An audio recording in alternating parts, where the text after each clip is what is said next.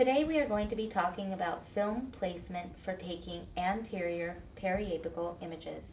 Sometimes we say PA for short. Within a full mouth series of x-rays, we will take 6 anterior images, 3 on the maxillary arch and 3 on the mandibular arch.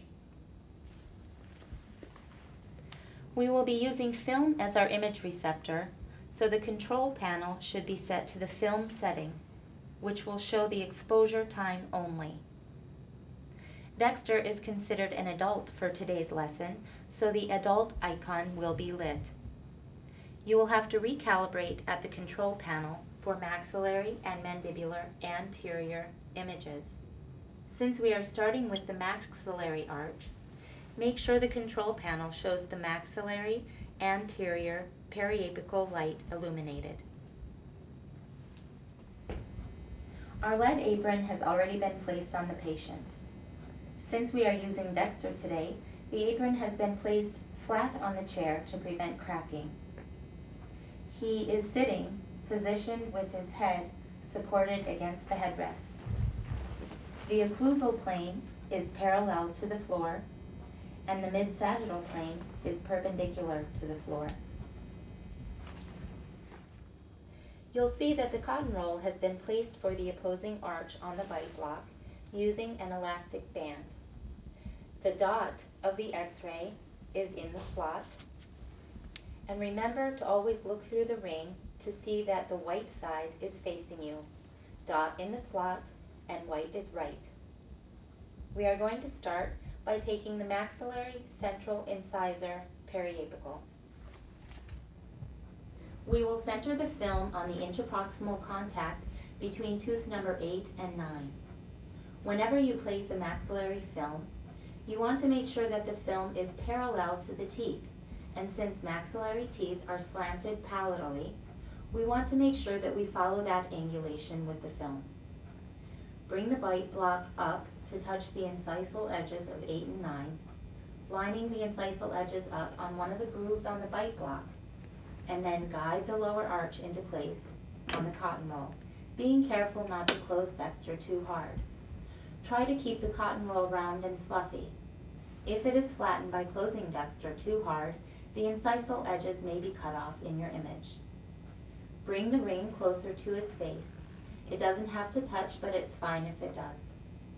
Notice that the film has that slight palatal tilt and that Dexter is not biting so hard on our film that it is bending excessively.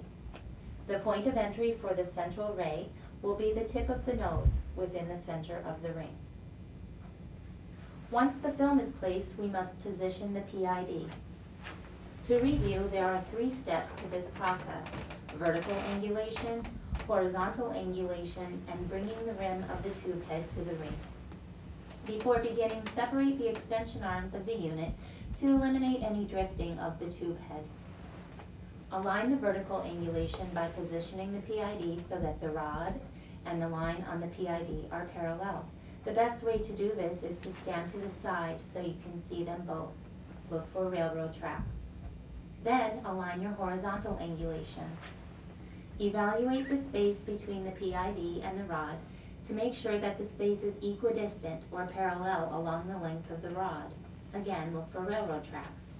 And lastly, we want to bring the end of the tube to the ring. You want to do this without twisting the PID. The tube doesn't have to actually touch the ring, but should be in close proximity.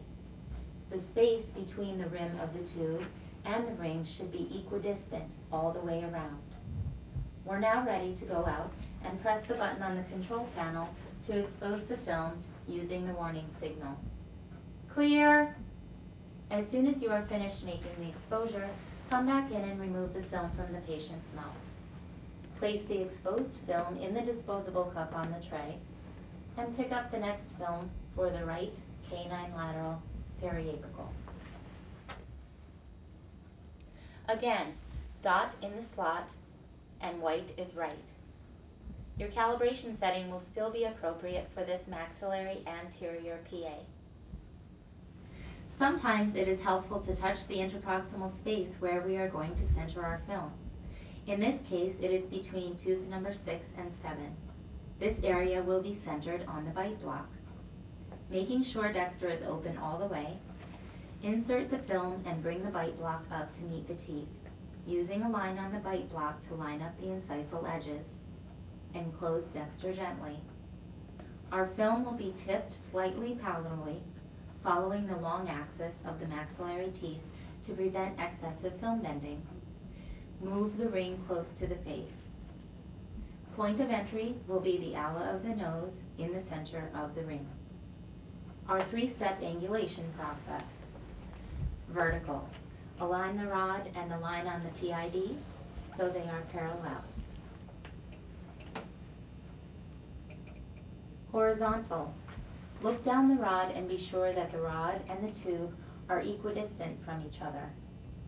Then, without twisting, bring to the ring. The tube doesn't have to touch the ring, but should be close.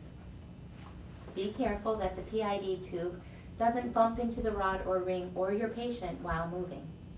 This will move your vertical and or horizontal angulation, and you will need to start the lineup process again. Go out of the operatory and press the button on the control panel to make the exposure using the warning signal. Clear! Come back in and remove the film from the patient's mouth and prepare for the next film placement, which will be the left canine lateral periapical. Since we are still working on the maxillary arch, no recalibration of the control panel is needed. Place the film, dot in the slot, and white is right when looking through the ring. Touch the interproximal space where we will center our film for the image, between number 10 and 11. Insert the film, tipping slightly palatally, following the long axis of the teeth. Bring the bite block up to meet the teeth, using a single line on the bite block to align the incisal edges, and have the patient close down gently, including a portion of the cotton roll. Move the ring close to the patient and work on your angulation.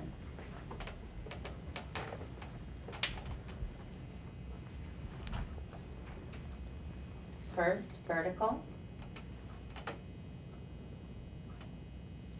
then horizontal, and bring to the ring.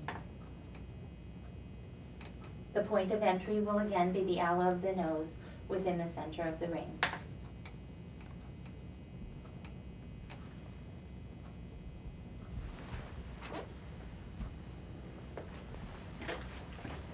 Exit and make the exposure using the warning signal. Clear. Come back in and remove the film from the patient's mouth and prepare for the next film placement. Before beginning the 3 mandibular anterior periapicals, we need to calibrate our machine for these images, choosing the mandibular arch within the anterior setting.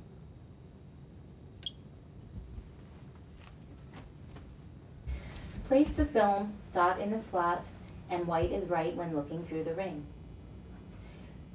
Now is the time that we need to evaluate the patient's mouth for any irregularities, such as mandibular tori, which may require slight film adjustment when placing intraorally, while keeping the film parallel with the long axis of the teeth. For the mandibular central periapical, we will center the contact area between tooth number 24 and 25 on the film. Since the mandibular teeth are quite upright in position, we will want our film to mirror this angulation, being parallel with the long axis of the teeth.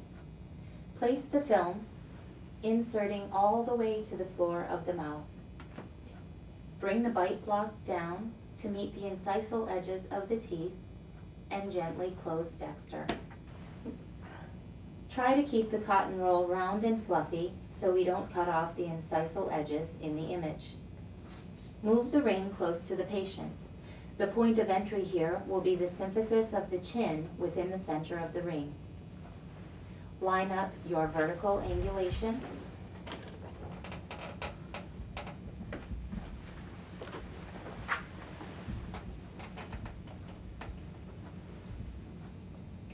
Line up your horizontal angulation. and bring to the ring and make your exposure. One thing we want to remember while taking x-rays is patient comfort. We want to move in a very efficient manner because the longer the patient has to have the film in the mouth, the more uncomfortable they might be. We remove the film as quickly as possible and move on to the next image.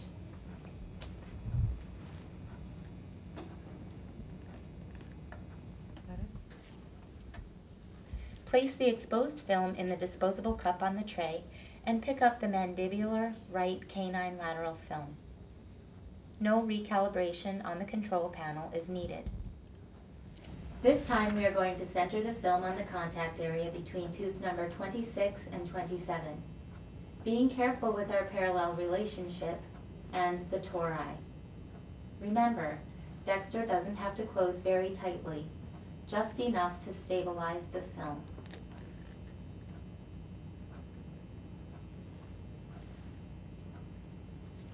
Place the film all the way to the floor of the mouth and close Dexter gently.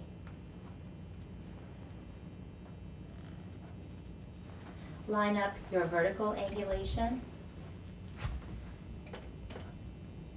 then your horizontal angulation, and bring to the ring.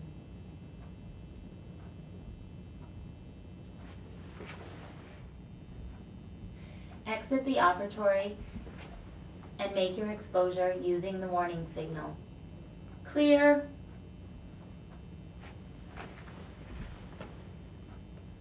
Remove the film as quickly as possible and move on to the next image.